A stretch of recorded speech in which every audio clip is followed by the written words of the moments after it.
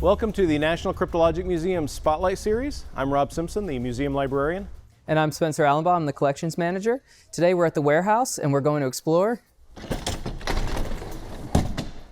the Senior Scout.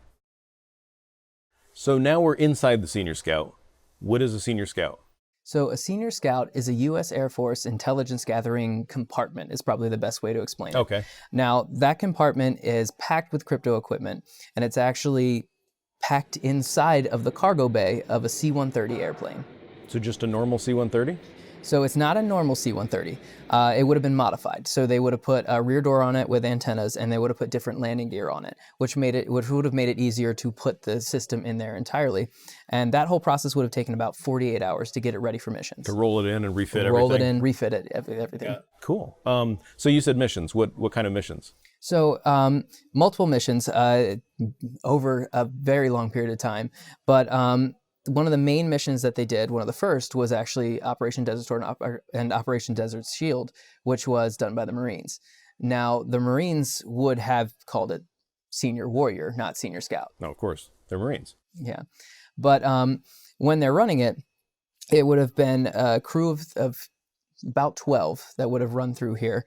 They usually do about 10-hour missions, but on that one, it would have been a U.S. Air Force supervisor that would have watched over them to make sure everything was done right because they're more familiar with the system. Got it. So the whole crew was Marine other than the airborne mission supervisor. Mm-hmm. Now, normally it would be a crew of Air Force, right? But in that one, just in that in particular. But from there, it was actually used in the War on Terror and the War on Drugs, and it would have been used to provide vital information to military leaders and decision makers back in Washington. Okay. So when we talk about the crew, how many people? As like I said, about 12, which is important to note because as you can see, there's only 4 seats in this room right now. 4 seats, 2 stations. All the stations would have been the same, but that's because ours is only about a third of a Senior Scout. So normally you have a whole back half with more stations, would have fit more people so that everything could have run through. And as I said, it would have been about 10 hours. So you can only imagine what it would have been like to be in here with 12 people for 10 hours. Right. So how did we get ours? So ours actually came from the Utah Air National Guard 169th Intelligence Squadron. I believe we actually reached out to them because they were retiring one. Okay.